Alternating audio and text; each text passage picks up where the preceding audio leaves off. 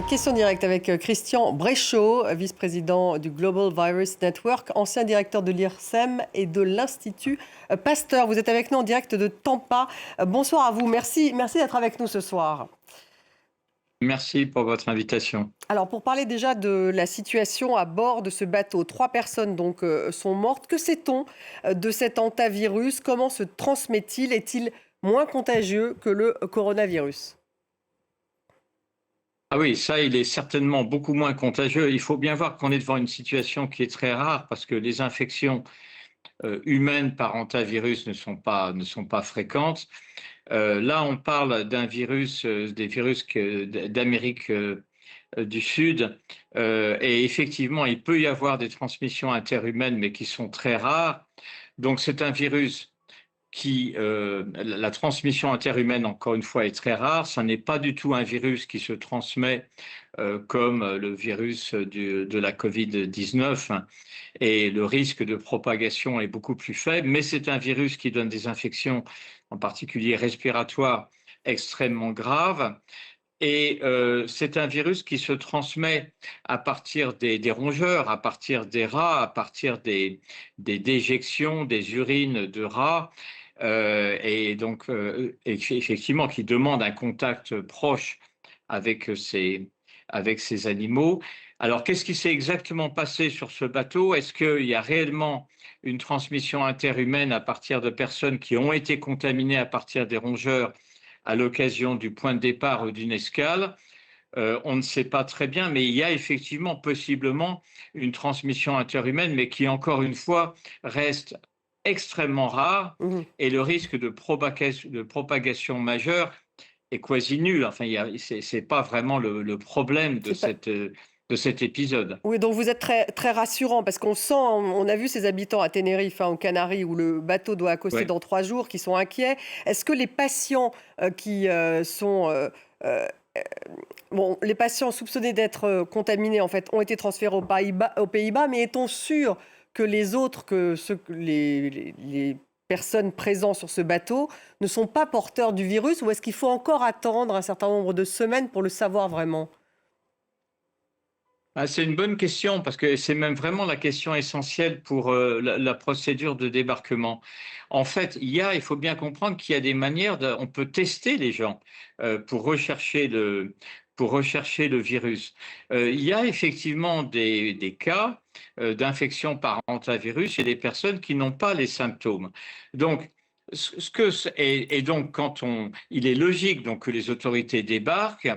euh, Moi, je comprends l'inquiétude qui est exprimée dans votre sujet, mais elle montre quand même à quel point on est dans une situation d'irrationnel par moment. Et je suis quand même très surpris aux îles Canaries, puisque c'est là qu'ils vont accoster, ils prennent pas, enfin, ils n'acceptent pas les conseils d'experts dans ce domaine. Donc, je pense qu'il y a une population à rassurer. C'est vrai que Covid-19 a laissé des traces et c'est tout à fait normal, mais il faut ramener les choses. Il faut débarquer les passagers, il faut effectivement tous les surveiller, les tester. Donc il est hors de question de laisser Et les partir mettre tout à le monde l'isolement, du sans coup, aucune... Christian Bréchot. Alors, c'est difficile, c'est-à-dire que ça peut être, en tout cas, je dirais, au début, effectivement une mesure d'isolement transitoire pour bien analyser les choses. Oui, absolument.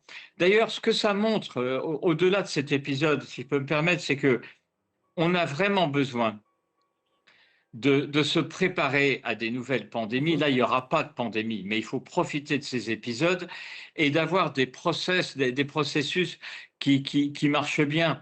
Oui. Si vous voulez, ce qu'il faut, c'est qu'on ait, y compris dans des zones comme les côtes de l'Afrique ou d'autres, des possibilités à proximité des ports d'isolement effectivement de personnes qui sont à risque, qui permettent réellement de ne pas laisser les gens entretenir des foyers sur un bateau et en même temps, effectivement, de les isoler et de les tester au moment où ils arrivent pour éviter évidemment une diffusion dans les pays. Donc ça, c'est un souhait de votre part. Ça veut dire qu'aujourd'hui, ça n'est pas le cas. On n'a pas tiré suffisamment les leçons du Covid-19 pour avoir déjà ce type d'installation, par exemple dans toutes les villes côtières.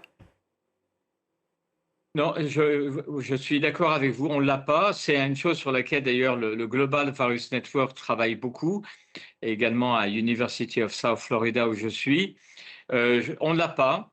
Je pense que ça fait vraiment partie des choses qu'on doit discuter. Il faut souligner que l'OMS a bien réagi dans cette affaire.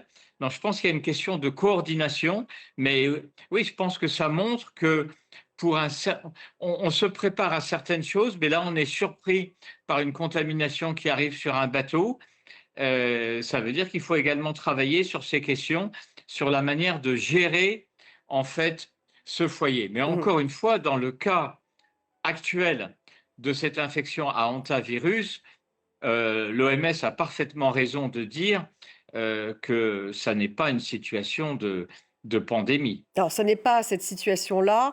L'OMS, on sait que les États-Unis ont quitté l'OMS, qui est vraiment l'instance tout de même multilatérale. Mm. Si une pandémie, justement, arrivait demain, Christian Bréchot, est-ce on serait exactement dans la même situation qu'en 2020? Ou est-ce qu'au contraire, on a tout de même appris certaines choses en termes de protocole, de gestion de crise? Ah, on a quand même progressé réellement. On a quand même réellement progressé. Mais vous faites allusion à un point qui est très important, qui est que les États-Unis ne font plus partie des partenaires de l'OMS. Ça, c'est vrai que c'est un problème. Mais globalement, on a quand même beaucoup progressé. Mais je pense qu'on a encore besoin de progresser. C'est vraiment ça le problème. Qu'est-ce qui manque en un mot de plus? Donc, il y a effectivement s'adapter sur les côtes. Et quoi d'autre, vous Oui. pourriez dire? Je pense qu'on a encore un problème de coordination des efforts entre les différentes agences. Merci beaucoup. Christian Bréchot, vice-président du Global Virus Merci à vous. Network, ancien directeur de l'INSERM et de l'Institut Pasteur. Vous étiez avec nous en direct de Tampa.